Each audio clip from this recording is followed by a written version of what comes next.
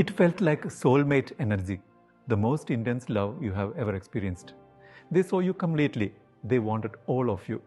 But it wasn't love. It was a narcissistic predator using a weapon called love bombing. And today, I'm showing you the exact pattern so you can spot it before it destroys you. Narcissistic people don't start by showing you who they are. They show you who you want them to be. They study you. They watch what makes you light up, what your dreams about, what you need. Then they become exactly that, perfectly attuned, impossibly attentive, like they were designed for you. This is love bombing, and it feels like destiny.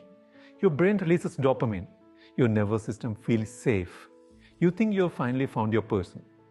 But here is the truth. They are not seeing you. They are hunting you. Narcissist people are attracted to empathetic, kind, generous people. Not because they love you, but because they see a source.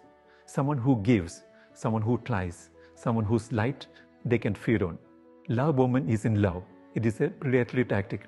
And the moment you are hooked, the moment you are emotionally invested, the moment you would do anything for them, everything changes.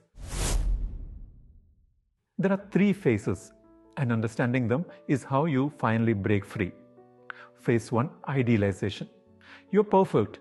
They can't imagine life without you. Everything you do is amazing. This phase feels like heaven. Phase 2, devaluation. The subject criticism begins. You are suddenly too sensitive. Your dreams are unrealistic. They give you silent treatment as punishment. They make you feel like you are the problem. And here is the cruel part. You blame yourself. You try harder. You change. You become smaller. All to get back the person they pretended to be in phase 1. Phase 3, discard. When they find a new source, someone newer, someone who hasn't figured them out yet, they simply leave. No explanation, no closure, just gone. And you're left devastated, replaying everything, wondering what you did wrong. But here is what critical to understand. You didn't do anything wrong. This is a narcissistic cycle. It has nothing to do with your worth. In this cycle, your brain develops what's called a trauma bond. Your nervous system becomes addicted to the cycle of pain and relief. The cruelty followed by moments of kindness, the rejection followed by brief validation. Your brain gets hooked on the intermittent reinforcement. This is like a slot machine. Sometimes you win, sometimes you lose. But the unpredictability keeps you pulling the lever. That's why you can't live. Even though you know it's toxic, your brain is literally addicted. You keep thinking, if I just explain this to them, they'll understand. If I just try harder, they'll change. If I just love them enough, they will become the person they pretended to be. But that person never existed. It was a performance. And the reason you can't live isn't because you're weak. It's because your brain has been rewired. The trauma bond is real. The addiction is real. The confusion is real. A narcissist doesn't just hurt you emotionally. They rewire your entire nervous system. They make you doubt reality. They gaslight you into thinking you are the problem. And the worst part, the moment you try to live, they know exactly what to do. They love bomb you again. They promise to change. They remind you of the good times. And because your brain is addicted, you stay again. Step 1, no contact.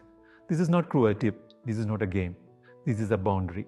Complete disappearance is the only way your nervous system can begin to heal. Every text, every call, every accidental running preset your healing clock. You had to go completely dark. Step 2, stop asking why.